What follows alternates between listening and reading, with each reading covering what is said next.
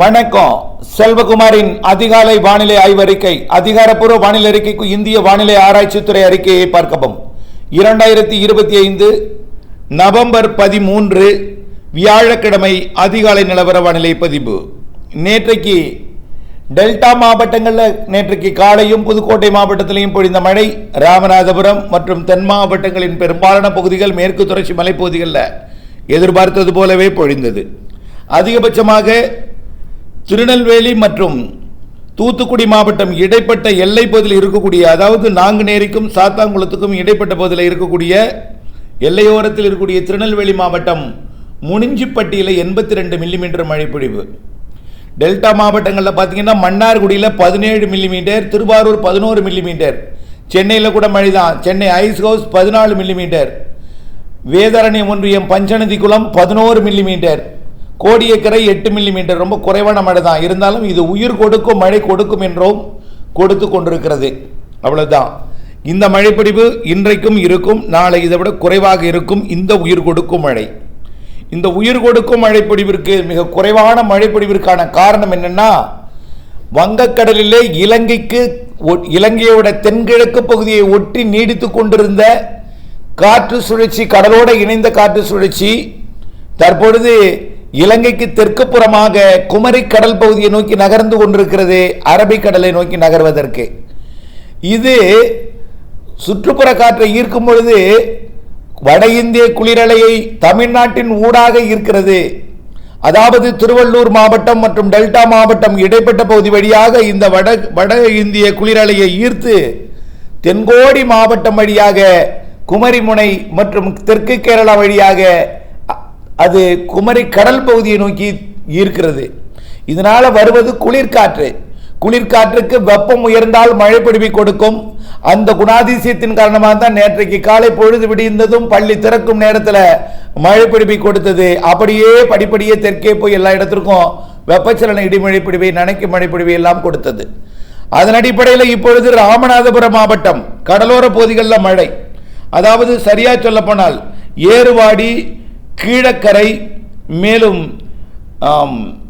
அதன் அருகிற்குரிய மண்டபம் மற்றும் உச்சிப்புலி, சித்திரக்கோட்டை, தேவிப்பட்டினம் மற்றும் ராமநாதபுரம் தலைநகர் பகுதி, இந்த பகுதியில் மழை.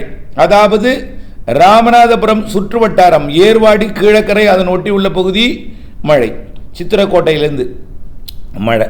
இதே போலதான் இன்றைக்கும் ஆங்காங்கே மழை பொழிவை ஆங்காங்கே கொடுக்கும். இன்றைக்கும் நாளைக்கும் மட்டும்தான் குறைவான மழை, இந்த உயிர் கொடுக்கும் மழை. இன்றைக்கு இருக்கும் அளவில் நாளை இருக்காது, நாளை மிகவும் குறைந்துடும். 15ஆம் தேதி இடைவெளி சனிக்கிழமை, 16ஆம் தேதி காலை வரை இடைவெளி. ஆனால் கோடியக்கரை முனையில் காலை மிரட்டும், காலை அதிகாலையில் ஒரு மிரட்டல் இருக்கும்.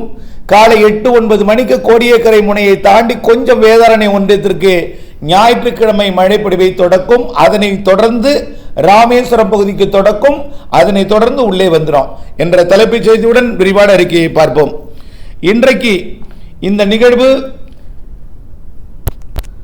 ராமநாதபுரம் மாவட்டம், ராமநாதபுரம் மற்றும் அதன் தெற்கு கரையோரத்தில் கிழக்கு பகுதி ஏர்வாடியை ஒட்டி பகுதியில், ஏர்வாடிக்கு கிழக்கே கீழக்கரை பகுதியில் கொடுத்து கொண்டிருக்கக்கூடிய இந்த மழை கொஞ்சம் கொஞ்சமாக தென் மாவட்டங்களின் தூத்துக்குடி மற்றும் ராமநாதபுரம் மாவட்டத்தின் கடலோர பகுதிகளுக்கும் காலை கிடைக்க பெறும்.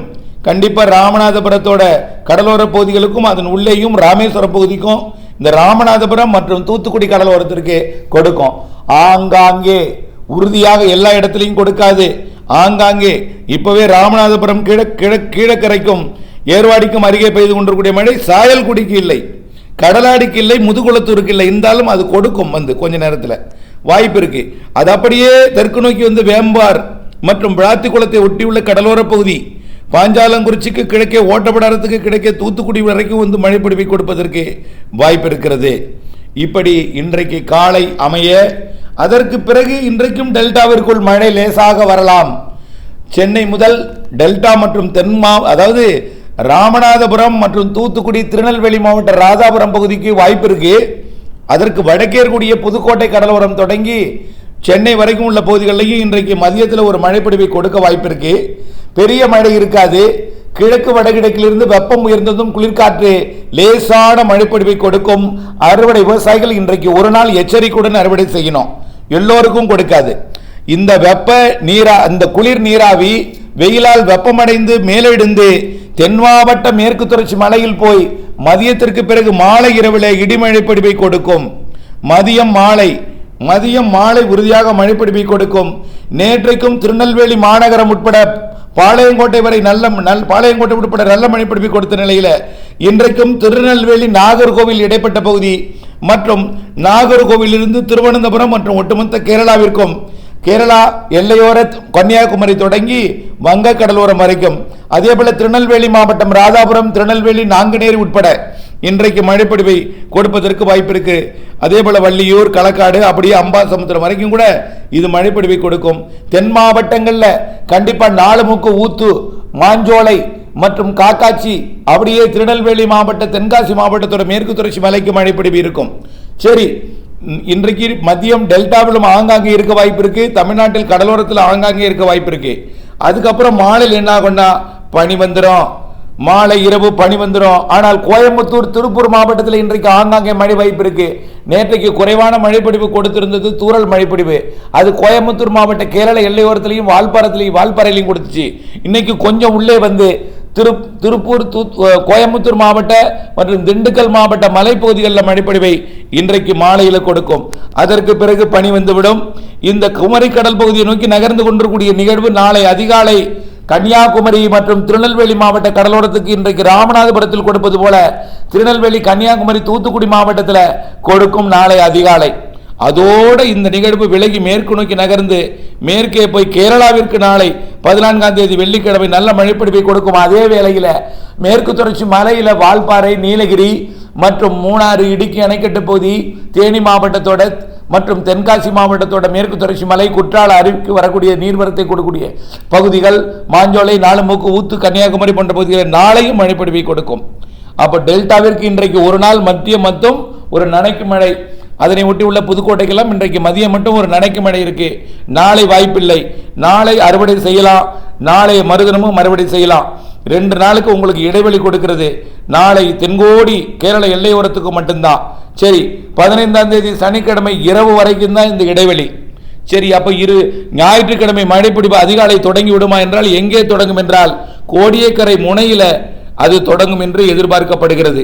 கோடியக்கரை முனையில ஞாயிற்றுக்கிழமை 16ஆம் தேதி அதிகாலை மழைப்பொழிவை தொடக்கும். அது வேதாரண்ய ஒன்றிய பகுதியில் கொடுப்பதற்கு வாய்ப்பு இருக்கு. கொஞ்சம் தாமதம் அடைந்து வந்தால் காலைக்கு பிறகு மழைப்பொழிவை கொடுக்கும். எடுத்த எடுப்பிலேயே கொட்டி விடாது. மிக மெல்ல தூறலையும் சாரலையும் மேகமூட்டத்தையும் கடும் மிரட்டலையும் கொடுக்கும். இரண்டால் வருவது அடுத்த தாழ்வு பகுதி, இதைவிட தீவிர தாழ்வு பகுதி, இதைவிட கொஞ்சம் தீவிரமாக இருக்கும். இருப்பது காற்று சுழற்சி, அடுத்து வருவது தாழ்வு பகுதி. தீவிர தாழ்வு பகுதி வரை தீவிரம் அடையலாம் என்று எதிர்பார்க்கப்படக்கூடிய அந்த நிகழ்வு இலங்கைக்கு கிழக்குப்புறம் அமைந்து ஒட்டுமொத்த தமிழ்நாட்டிற்கும் நல்ல மழைப்பொழிவை கொடுக்க போகிறது. அதுதான் கிழக்கு காற்றையும் வெப்ப நீராவி தென்கிழக்கு காற்றையும் ஈர்க்க போகிறது. ஆக வட இந்திய குளிரலை அப்படியே தமிழ்நாட்டின் கர்நாடக எல்லையோர ஆந்திர எல்லையோரத்தில் தொட்டுக்கொண்டு வடக்கு கேரளா பகுதியை நோக்கி திரும்பிவிடும்.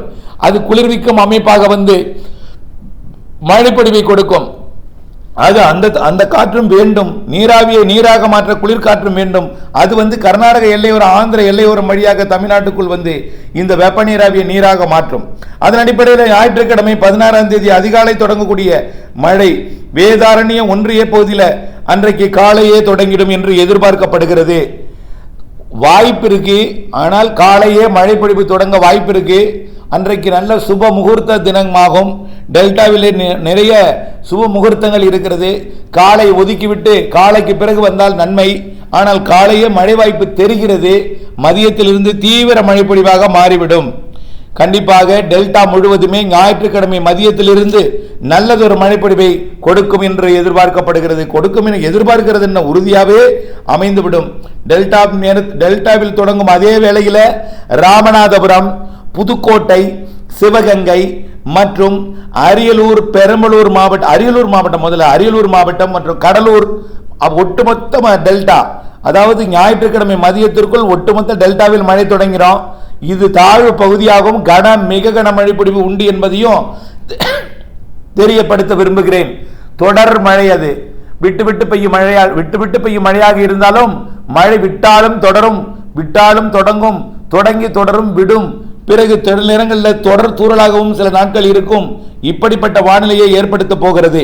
வரக்கூடிய ஞாயிற்றுக்கிழமை தொடங்கும் காலை மதியம் தொடங்கும் மழை படிப்படியாக உள்ளே முன்னேறி சென்னை வரைக்கும் மாலை தொடங்கினோம்.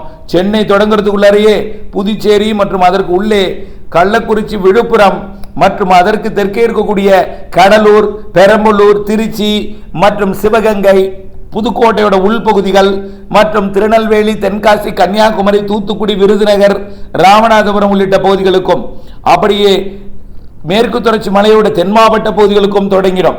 காரணம் இலங்கை அருகே நீடிப்பதன் காரணமாக இந்த வானிலை அமைப்பு. இது 16ஆம் தேதியை விட 17ஆம் தேதி இன்னும் தீவிரமடையும். அப்பொழுது 17ஆம் தேதி சென்னைக்கெல்லாம் நல்ல மழை பொழிவை கொடுக்கும். சென்னைக்கு மட்டுமா, கோயமுத்தூர், ஈரோடு, திருப்பூர், நீலகிரி வரை, அதே போல கேரள எல்லையோரத்தில் இருக்கக்கூடிய பாலக்காட்டு கணவாயும் தாண்டி பாலக்காடு மற்றும் ஒட்டுமொத்த கேரளாவிற்கும் வரக்கூடிய 17ஆம் தேதி மாலையிலிருந்து மழை பொழிவை தொடங்கிடும்.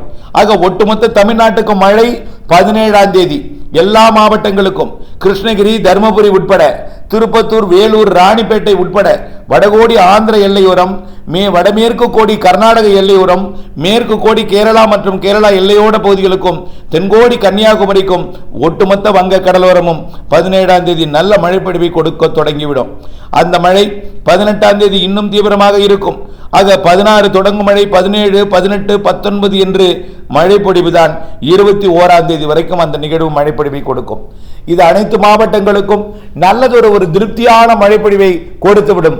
ஏங்கி கொண்டிருக்கூடிய மழையை எதிர்நோக்கி இருக்கக்கூடிய விவசாயிகளுக்கு இந்த மழையே விவசாயத்துக்கு ஏற்ற மழை பொழிவை 21ஆம் தேதிக்குள்ளே கொடுத்துரும். சரி, அடுத்த நிகழ்வு சென்யார் புயல்.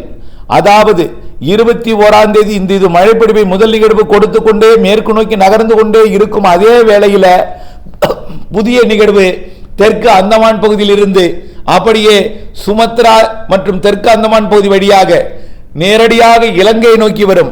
நன்றாக புரிந்து கொள்ளுங்கள். நீண்ட கால அறிக்கையில் நாம சொன்னது எல்லாமே இலங்கை நோக்கி நிகழ்வுகள் வரும். இலங்கை அருகே வந்து தீவிரமடையும். தமிழ்நாட்டின் கரையை நெருங்கினாலும் டெல்டா மாவட்டங்கள் வட இலங்கையை ஒட்டியே தான் வடகடலோரத்திற்கு வரும் என்று அறிவித்திருந்தோம். அதன் அடிப்படையில் வரக்கூடிய 22ஆம் தேதி அடுத்த நிகழ்வு மழைப்பொழிவை தொலைவில் இருந்து தொடக்கிவிடும்.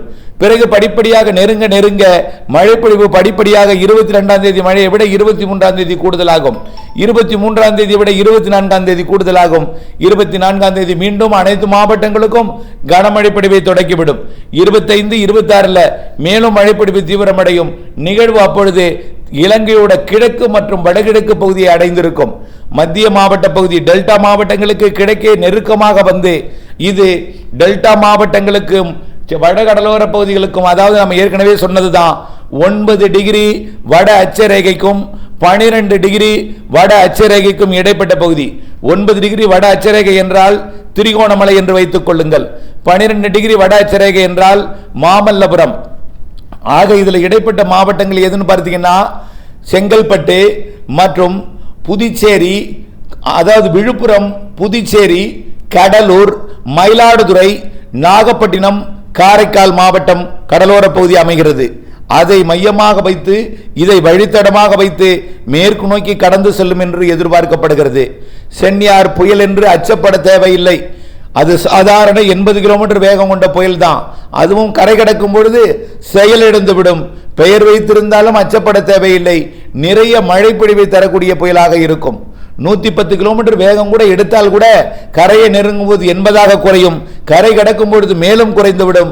செயலிழந்து கரை கடந்து நிறைய ஒரு ஆழ்ந்த மண்டலம் அளவிற்கு நிறைய மழை பொழிவை வடகடலோரம் திருவள்ளூர் தொடங்கி தென்கடலோரம் ராமநாதபுரத்தை தாண்டி மழை உண்டு. ஆனால் இது கரை கடக்கக்கூடிய அருகில் இருக்கக்கூடிய பகுதி பார்த்தீங்கன்னா ராமநாதபுரம் தேர்ந்து அப்படியே கோயம்புத்தூர் வரைக்கும் நிறைய மழைப்பொழிவை கொடுத்து கொண்டு கிருஷ்ணகிரி, தருமபுரி, பெங்களூரு, மைசூரு மற்றும் திருப்பதி உள்ளிட்ட பகுதிகள் வரைக்கும் அனைத்து வடகடலோர, வட உள் மாவட்ட, டெல்டா மாவட்ட மற்றும் அனைத்து உள்பகுதிகளுக்கும் மழைப்பொழிவை கொடுக்கும். அதே நேரத்தில் அரபிக்கடல் காற்று தெற்கிலிருந்து தமிழ்நாட்டை நோக்கியும் இலங்கை நோக்கி வரும் என்பதனால தென் மாவட்டங்களுக்கும் கனமழைப்பொழிவை கொடுக்கும். மேற்கு தொடர்ச்சி மலைப்பகுதிகளுக்கும் கனமழைப்பொழிவை கொடுக்கும். தென்கடலோரமும் கொடுக்கும்.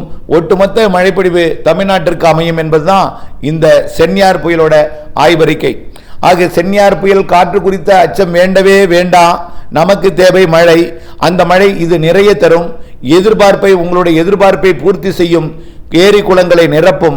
அதனைத் தொடர்ந்து மேலும் ஒரு நிகழ்வு வரக்கூடிய 29, 30 தேதிகளிலே உருவாகி அதாவது 28க்கு மேல உருவாகி நெருங்கி டிசம்பர் 3, 4, 5, 6 தேதிக்குள் அது மீண்டும் அதே வழித்தடத்தில் வந்து தமிழ்நாட்டின் கரையை கடந்த அரபிக்கடல் போகும் என்று எதிர்பார்க்கப்படுகிறது.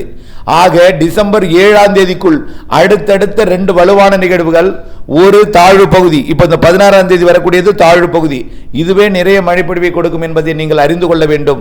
ஆக 15ஆம் தேதி ஒரு நாள் இடைவெளி இருக்கு. 14ஆம் தேதி நாளை கொஞ்சம் தீவிரம் குறைந்திருக்கும். தென்கோடி மட்டும் இன்றைக்கு மதியம் மற்றும் தென் மாவட்டங்களுக்கு மழை இருக்கிறது என்பதையும், உயிர் கொடுக்கும் மழை என்பதையும், எதிர்பார்க்கக்கூடிய மழை 16க்கு மேல் எதிர்பாருங்கள் என்றும் உங்களை அன்போடு கேட்டுக்கொள்கிறேன். வானிலை அப்டேட்ஸுடன் இணைந்திருந்து வானிலை அப்டேட்ஸ் அறிந்து திட்டமிட்ட வேளாண்மை செய்து லாபம் அடைகிற அன்போடு கேட்டுக்கொள்கிறேன். நன்றி.